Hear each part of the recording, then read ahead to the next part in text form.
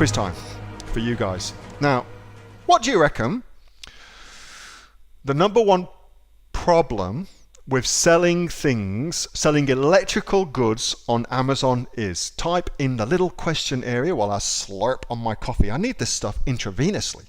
While I slurp on my coffee, type in what do you reckon the number one problem is with selling electrical items on Amazon. What do you reckon? Thank you, Annabelle. I'm glad you found that useful. Hayden says returns. Vivian says batteries.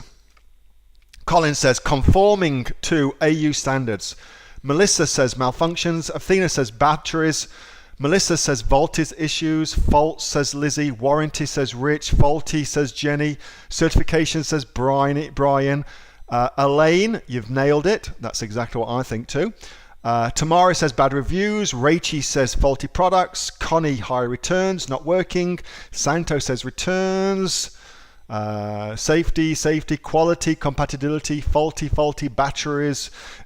Noel, idiots blowing themselves up. I like that one, Noel. Warranty, support, certifications. All right, let me tell you my interpretation. Now, certifications is a piece of piss. Don't let that put you off of anything, because your factory will have that already. All right, so don't let that put you off. Batteries, well, that comes down to something called hazmat, and you can either not include batteries, which is, batteries not included. It happens all the time.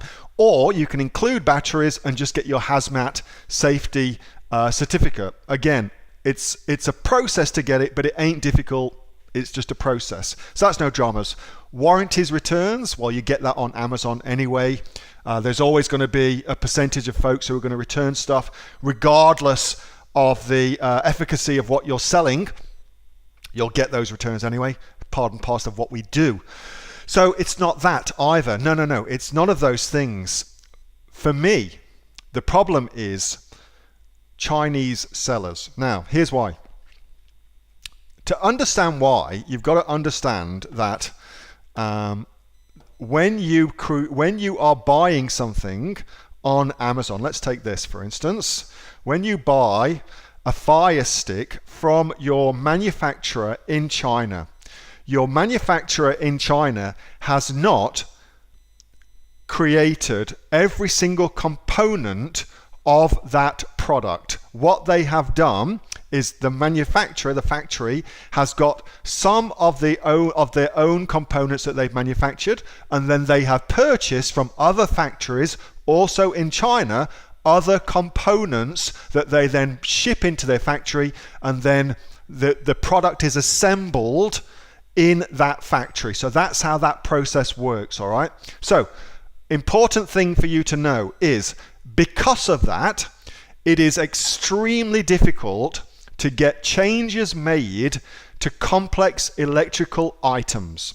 It's very, very difficult to get changes made to those, because the guy in the factory is buying so many disparate products from other factories. He doesn't want to know about your changes to the amperage, the wattage, the way it functions. He couldn't give a rat's ass about that stuff. He just wants to assemble it and sell it, all right? That's the first thing to know. Now, because of that, because it's difficult to differentiate the product based on what I've just told you, you then open yourself up to easy pickings for other Chinese sellers to sell the products. That's the problem with selling electricals on Amazon. Chinese sellers, because of the supply chain side of things and the manufacturing process that the factories necessarily have to put together. That's why, for me, I don't sell electricals. It's difficult to get them changed, therefore they are another Me Too product, therefore easy for somebody to come in and sell exactly the same product and undercut you on price, therefore not a good place to sell. I hope that makes sense. There's a lot in that about what I've just gone through, and I know I've covered a lot of different things, but when you start thinking of this in terms of the actual factory and thinking about it sequentially from the factory side of things, then it will be very, very clear to you very quickly what you can and can't do as a result of that. All right. Hope that makes sense for you, Hayden. Good question though, mate. I really, really appreciate that. Very, very good question. It gives me the opportunity, of course, to talk about things outside of that, more advanced things for you to consider, which is awesome. I appreciate that.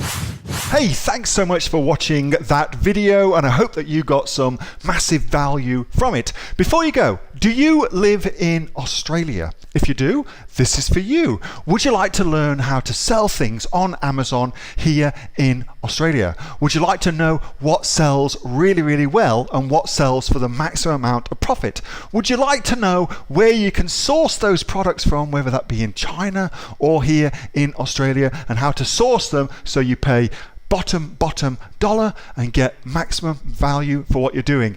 If you do, please subscribe to my channel and like this video, and you'll learn that and much more. It's the exact same information that people like Jeff from New South Wales I've used to make $45,000 a month on Amazon, that Sue, who's from the sunny coast, has used to purchase herself a brand spankly BMW every single year as a result of her e-commerce business, and the lovely Kate from Bowral in New South Wales has used to make $32,000 a year on a month, not a year, a month on Amazon, and indeed Anthony, who makes $15,000 a month on Amazon, selling, as he puts it, odds and sods. If you'd like to learn the exact same information that they use to maximize their profits for their Amazon businesses, subscribe to this video, like my channel, post below if you want me to teach you something. Okay, I'm out of here. Speak to you soon. Bye. Subscribe.